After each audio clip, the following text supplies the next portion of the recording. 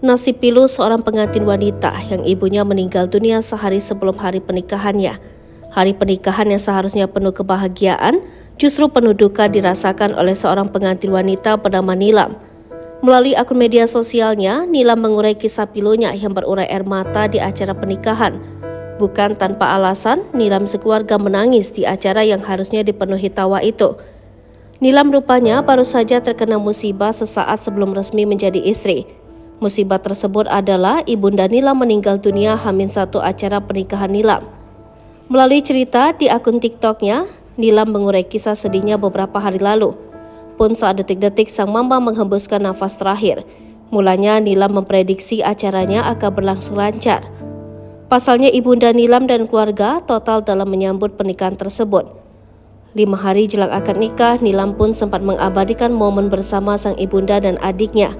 Di momen itu, Nilam tak menyangka bahwa foto tersebut adalah foto terakhirnya bersama sang ibu. H-5 nikah, udah mulai pasang tenda di rumah. Aku sama adik aku lagi foto, tiba-tiba mama minta ikut foto bareng kita berdua. Kata mama disuruh foto buat kenang-kenangan, ungkap Nilam. Sibuk mempersiapkan pernikahan, Nilam dikejutkan dengan kabar dari sang mama. 2 hari jelang pernikahan Nilam, sang ibu tiba-tiba pingsan dan koma. Kala itu Nilam memperkirakan ibunya akan segera siuman. H-2 nikah, mama tiba-tiba pingsan. Di sini mama langsung koma, gak sadar-sadar selama 1 hari. Tapi masih positive thinking, mikirnya mama kecapean butuh istirahat dulu, kata Nilam.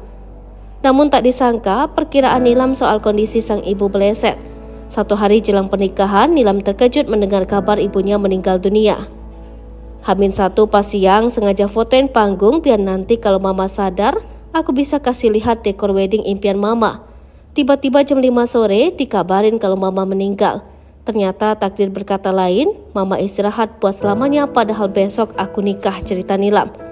Alhasil, di momen pernikahan Nilam, seluruh tamu dan keluarga yang hadir berurai air mata.